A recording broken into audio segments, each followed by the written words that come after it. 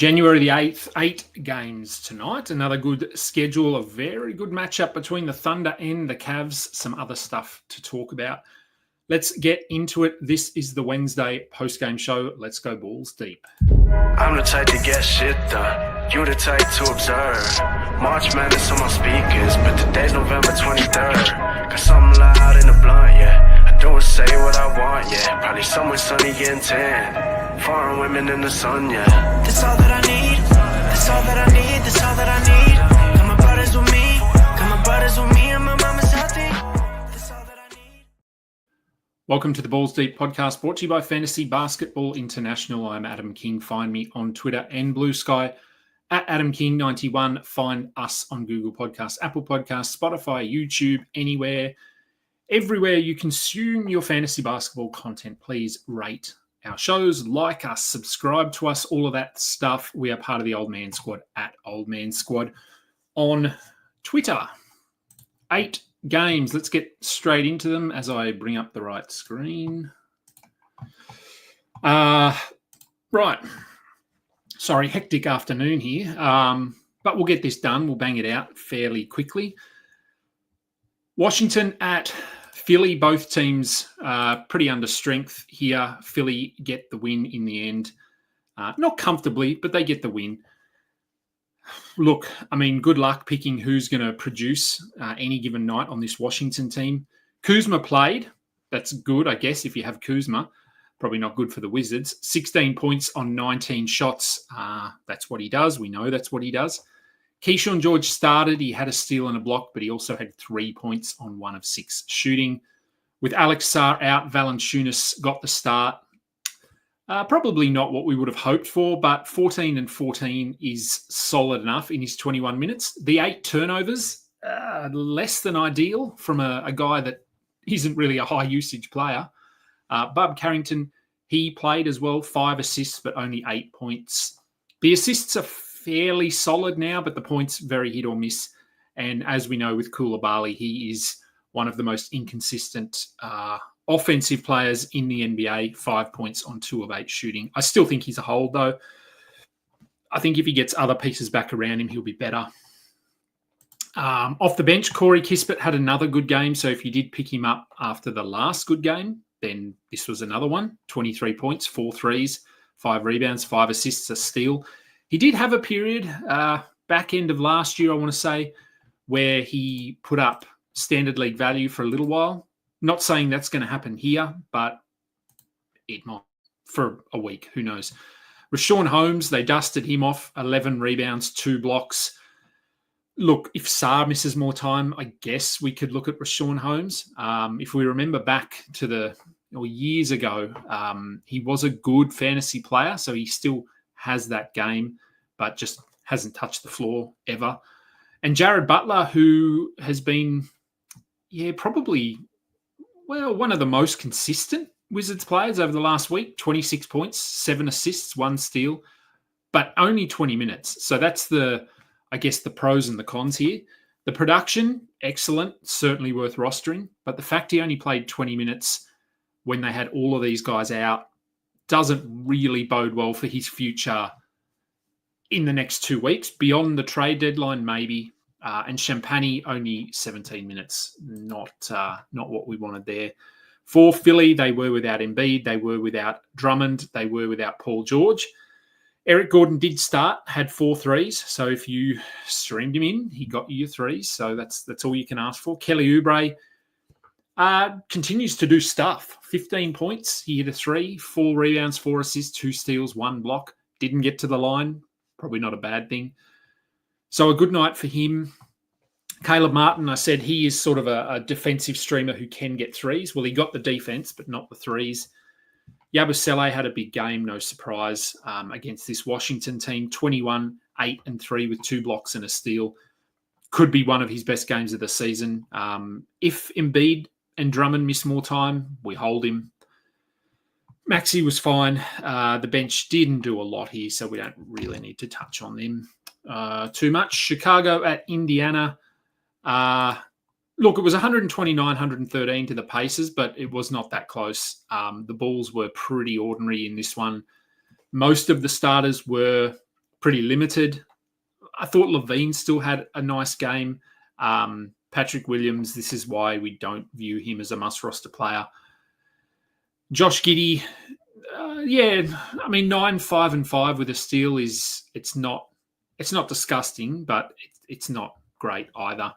But we do need to remember that this game was a blowout, so we don't need to walk away making any significant roster changes based on this. Lonzo Ball, 19 minutes only. He had 5 points, 3 rebounds, 2 steals and a block. So he got some defense. He got a 3. I'd still be holding him, I think, because he had been pushing up to 25 minutes. I think this was more of a matchup. I mean, we got Chris Duarte out there for 14 minutes, so that tells you everything you need to know about this one. And then for the Pacers, likewise, minutes all over the place. Thomas Bryant started. He had 22, 8, and 1 with 2 steals. I wouldn't be rushing to grab this one. Miles Turner was questionable, so I don't think he's going to miss much time. But it does sort of fill us with a bit of confidence that if Turner misses time, Bryant is a worthwhile streamer. He won't be this good. He was against Vucevic, obviously, in this one. So that needs to be factored in. Siakam just dominated, 26 points. Didn't hit his free throws again. I don't know what's going on there. But Nembhard, 14, 6, and 5. He's very borderline. Halliburton had 16 and 13. Didn't have to do too much here. Obi Toppin, those minutes are better. But again, no Miles Turner probably helped. So I don't think that we need to be holding him. TJ McConnell had 5 assists and 3 steals, but 16 minutes. Again, nothing more than a streamer is TJ McConnell. OKC at Cleveland. This was the big matchup we were all wanting to see, and it was worth it. It was a very, very competitive game. The Cavs get the win in the end at home, 129 to 122 for the Thunder. Jalen Williams bounced back. Nice to see. 25 points, 5 rebounds, 9 assists, 3 steals, and a block. So one of his better games. That small buy low opportunity might be gone now. Lou Dort had 2 blocks and a steal. I don't have him anywhere. If he was on my waivers, I'd probably look at him and consider him, but wouldn't be rushing to add him. Hartenstein had 18, 11, and 8. No defense, but everything else very good. Cason Wallace had 31 minutes. 15, no steals, but he got 3 threes. He got the points in this one, which is probably not why you rostered him anyway. And then, the bench. Look, this is a competitive game. This is a pretty good look at what their rotation will look like in meaningful games. Isaiah Joe had 25 minutes, 2 threes, 2 steals. Aaron Wiggins, 22 minutes. He had 11 points. They are probably the 2 at the moment, but remember Caruso he'll come back at some point. We have no idea when. For the Cavs, good win because Donovan Mitchell did not play well. 11 points, 3 of 16 from the field. Jarrett Allen dominated in this one, which, Hartenstein's a good center, but he's certainly not a good defensive center in terms of rim protection. So both Jarrett Allen and Evan Mobley played well in this one. Dean Wade had 11 points. Not really interested in him. Strus, if you streamed him over LeVert, you made the right decision tonight. He had 17 points with 5 threes, 5 assists. LeVert did nothing. And Ty Jerome, 15 points in his 12 minutes with 2 steals. He did this, if we think back earlier in the season, but he generally doesn't play enough or produce like this, so we don't need to pay any attention there. Toronto at New York, 112-98. The Knicks get the win. We'll start with the Raptors. It wasn't pretty. Quickly was better, so that was good after his last performance, which was a little bit underwhelming. He had 22 points with 5 assists and 3 threes, so this is closer to what I think he can do rest of season. More assists would be nice, but of course that relies on teammates hitting shots. Scotty Barnes and RJ Barrett were both fine. Grady Dick, 20 minutes, 3 points, 2 assists. This is the worry. I'll probably give him one more game, I think, before I drop him. But if you do want to move on, I think we're fine to do that. and we are not looking at any of their bench unit for fantasy purposes. New York, they rolled out their usual starting five. Towns played 34 minutes. He had a very nice night, 27-13, 2 assists, 3 steals, 2 blocks, but he did not look comfortable. I read an article on what his knee injury is, and it just sounds like it's something they're going to have to manage and hope that it doesn't get worse. So I would say he will miss time, the odd game here or there, but I don't foresee a lengthy absence at this point. OG, very hit or miss. Tonight was hit, 27 points, 8 of 13 from the field, 2 steals, 1 block. And of course, when he has a good game, it means Mikal Bridges doesn't. Bridges had 10 points, 3 rebounds, 3 assists on 4 of 18 shooting. So both, you just have to be rostered and you just hope for the best. Josh Hart also got injured in this one, went to the locker room but came back. He had 21, 11, and 7. When they're rolling out all of these guys, we don't need to worry about the bench at all. Detroit and Brooklyn. Pretty comfortable win for Detroit. They actually looked like they were in a bit of cruise control, which I don't think we've been able to say that about Detroit for about 10 years. Comfortable victory. Starters didn't have to do very much. This is what they should be doing against a Brooklyn team like this. So I'm actually not really taking much away from this box score. Jalen Duren got 4 defensive stats. That's nice. Malik Beasley, coming off that disastrous game, I think I talked about this morning that he would bounce back, and he did. 23 points, including 4 triples. You could see that coming a mile away against this Brooklyn team. Even K didn't have to do much. 13, 5, and 5 with a steal. So nothing there. The bench, some nice numbers on the bench, but again, Fontecchio, Sasa, Holland, they're not playing 25, 24 minutes a night. This was simply a blowout. And for the Nets, Clowney finally, 29 points. Didn't get any blocks, but 2 steals, 5 threes. Still rosterable. I think we roster him. He's absolutely not going to do this every night, but his role is pretty secure now, I think.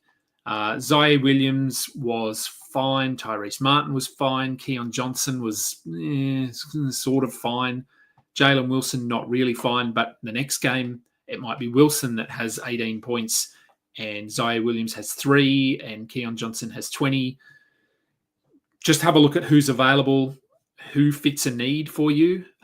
Cam Johnson, it does sound like he could be back after, not the next game, but the one after. They're reasonably confident, so that will complicate things, as will the eventual return of D'Angelo Russell and Ben Simmons, I suppose, but no idea when that's happening.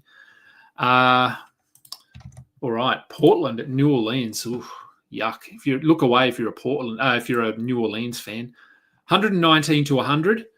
That's quite flattering for the Pelicans. Let's be honest, this was not that close. When the Trailblazers can rest players and win by this much, it tells you a lot about the Pelicans. But let's start with the Blazers, the good here. Tamani Kamara, another solid outing, 15, 3 and 5 with 3 steals and a block. Denny Avdia played. He was questionable, but played well, 26, 6 and 2, steal and a block. Loving seeing him out there playing big minutes, taking on a larger role. It's nice to see. Ayton played 11 and 13 with a block. Not his best night, but again, not the best game to gauge things on. Shaden Sharp, Simons, they were good. Scoot came off the bench, had 13 points, 5 assists and a steal. I think he is borderline okay to roster. With no Donovan Clingan, Robert Williams played 16 minutes. He had 4 and 6 with 4 blocks and a steal. So if you streamed him in, good. But Clingan was resting for whatever reason. I bet they don't get fined. That will, I assume, send Rob Williams back to a DMP CD, so we don't need to hold him unless Clingan needs to rest for a little bit longer. Poor baby. New Orleans, they were trash. Herb Jones, 18 minutes. He left with a shoulder injury, 2 steals, 0 points. I mean, what are the positives here? I guess DeJounte shot the ball quite well. 20 points on 8 of 14 shooting, 2 steals, but he was a minus 27. Eve Missy, 2 points, 7 rebounds, a block. I'd probably still hold for now, but with Zion coming back, Ingram maybe at some point, he could trend to being more of just a streamer specialist. We will see. Yeah, I don't even want to look at the box score, to be honest. Clippers at Denver. Denver get pretty comfortable win here, 126-103 without Jokic. So the Clippers were without Kawhi Leonard, who is out for a couple of games maybe. He's with his family in LA. So Norm Powell stepped up, 30 points. Didn't do anything else, but 30 points, 10 of 13 from the line, 4 threes. So that's good. Yep, very good. Harden, 16, 3 and 4, not his best game. Chris Dunn, you may have streamed him in tonight, and I think that was the right decision. Didn't work out. He had 1 steal and 1 block, 0 points on 0 of 1 shooting. So he is quite clearly a drop. Could still be streamed for that next game if Kawhi is out, as could Derek Jones, but Jones also took a dump all over your matchup, 4 points with 2 rebounds. That's it. Coffee, who had been playing well, he still shot the ball, 2 of 11, but didn't shoot it well, 6 points. Again, with Kawhi maybe out for the next game, I think Coffee is okay to hold for one more. For Denver, I think I mentioned, DeAndre Jordan, there was a chance he would start this one up against Ivica Zubac, and he did. And he almost had a double-double, 12 and 9 with 2 steals. That tells you a lot about this Clippers performance when DeAndre Jordan is 1 rebound short of a double-double, plays 23 minutes, and is a plus 17. No, we are not adding DeAndre Jordan, just in case. I'm sure people aren't. Peyton Watson, a little bit disappointing. Obviously not as good a matchup as we saw the previous night. He still had 9 and 4 with 2 blocks and a steal, but once Aaron Gordon is back, we can move on from him. Strouthar had 16 points in 32 minutes. Again, Gordon will come back. He'll go back to a 15-minute player. Christian Brown was decent enough. Westbrook continues to play very well. The percentages, we know they're very hit or miss, 2 of 5 from the line, but we're prepared for that. And then the last game, which I didn't have ready, so let me open that one. Where is it? Spurs, here we go. And let's make it bigger. All right. Spurs at Milwaukee. Reasonably comfortable win for the Bucks. God, the Bucks are boring. I watched most of this game. They're just not exciting at all. They're playing much better, but it's hard to watch. Spurs, pretty rough night for them. Wemby, 10 and 10 with 2 steals and 3 blocks. That's pretty bad for him. So, I mean, the 5 defensive stats are really nice, 10 rebounds, but just couldn't really get engaged offensively. They put Giannis on him, and Giannis shut him down. Vassell, 11 and 9 with 2 assists and a steal. He has been pretty rough as well. I think he just, watching him play, I don't know, it feels almost like they don't know how to use him now that they're healthy. There are offenses there, like times when they come down with the ball and he's just sort of running around. He's not engaged. He forces up a lot of bad shots. So I don't know. I'm still relatively high on him. I still think he will be a good player. But I don't know. They're going to have to figure things out there, I think, with him a little bit. Harrison Barnes had 14 points. Yeah, my thoughts on Harrison Barnes. Keldon Johnson, he had 24 off the bench with 11 rebounds. He can do this. Doesn't do it most nights. But if you wanted to grab him, see if he can do this for a week, then by all means. Interestingly, Charles Bassey now firmly ahead of Zach Collins in the rotation, which is good to see. We're not adding Bassey, but it is interesting. For the Bucks, I said pretty comfortable win. Middleton did move to the bench. He had 8, 5, and 3, 21 minutes. I think he'll be better than this. The move to the bench, I don't think hurts him too much. Obviously, looking at this box score, you might think it does, but I don't think it will. Giannis, very good. Prince, no thank you. Lopez continues to play big minutes and put up numbers, 22 and 7 with 2 blocks and a steal. So he is hot at the moment. If you want to try and sell high, you could. Lillard had 26 and 8. And AJ Green, Gary Trent had 4 threes each, and they are both just 3-point streamers. All right, that's it for the games. Let's have a look at some very quick questions. Right, Mikhail and OG. Yes, they cannot coexist. It's one or the other, isn't it? I know we were worried about Missy after the Zion return, but tonight makes it look like this might just be a slump. It could be a bit of a slump. He's a rookie. He's been playing a lot of minutes. So he is going to be up and down. That's why I will just hold for now. I'm not just going to react to these last 2 games and drop him. Because he really just needs to be getting 9 rebounds, 2 blocks, and going 3 or 4 from the field to sort of be a value. Yeah, so we'll see. Happy Bobby Clintman debut day. Oh, did he debut? I must have missed that one. One of the better names in the NBA, Bobby Clintman. Bobby Clintman? Is it Bobby or Bobby? It looks like Bobby to me, but it could be Bobby. What to do with Mikhail? He's all 3 and no D. Yeah, not much. You just have to hold him, I think. People are very divided on Mikal Bridges, so chances of moving him are going to be pretty tough. I did watch some of the Knicks game. Cat didn't look comfortable. And as I said, I think this is just going to be a pain tolerance kind of a thing. I read up a little bit on the injury. I'm trying to think who posted it. I don't know. If I can find it, I'll get the link up for it. It's interesting. Yes, Bilal could be recovering from his illness. A lot of players sick at the moment, so there's obviously something going around there. Ernest, I saw your question on Twitter, so I will get to that. I won't do it here. I did see it, though, on Twitter. Why is Mikhail taking the most shots on the team? Yeah, I don't know. He shouldn't be. Shamet's resurgence with McBride out. Yeah, keep an eye on it. He is a very good 3-point shooter when he gets going. Does Josh Hart go top 50 next year? Ooh. I doubt it at this point. I don't think so. AD and Trey or Ant and Halliburton? I'd go AD and Trey. But that's more me. I'm not an Ant guy. I love AD. I think Trey is just going to be huge rest of season because Hawks are going to be in that battle for play-in, play-off. I'd go AD and Trey, but I think it's pretty fair. I don't, either way.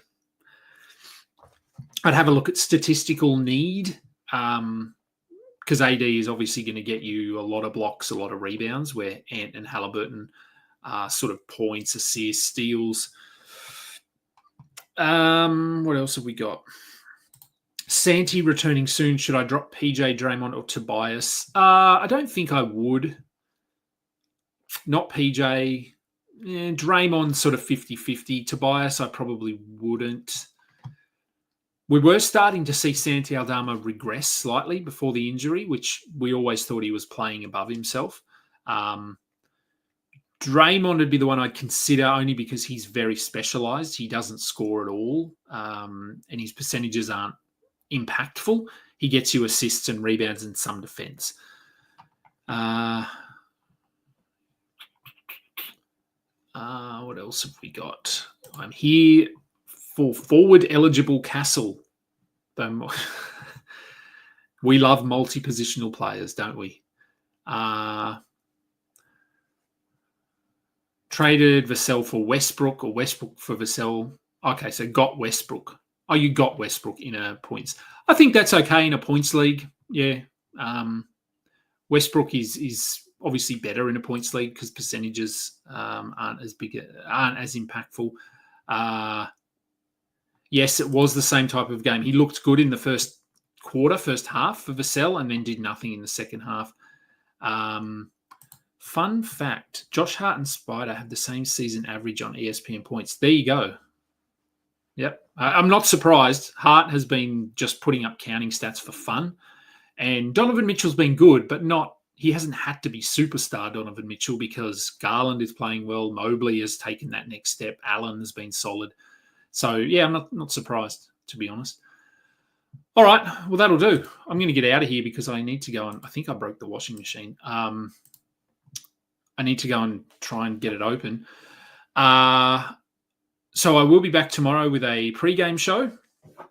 I'm also co-hosting the Menace Podman with Steve St. Pierre tomorrow, although I don't think he does it live. I think he records it, so that'll come out tomorrow at some point. I guess Scott Keller is away or unavailable, so he asked me to co-host. So I'll be on that show with him. We'll have the Trade Talk show on Saturday, and I am going to maybe, I don't know if he's messaged me, so obviously anyone that follows me probably follows Dan Vesperis, and he is sort of incommunicado at the moment due to the fires. He's not at home. So I was going to try and touch base with him and see if he wants me to do a sort of a special guest host version of Old Man Squad. But yeah, I think he's pretty spotty with his communication. So that might happen. It might not. I just was going to offer so that he didn't have zero content for however many days.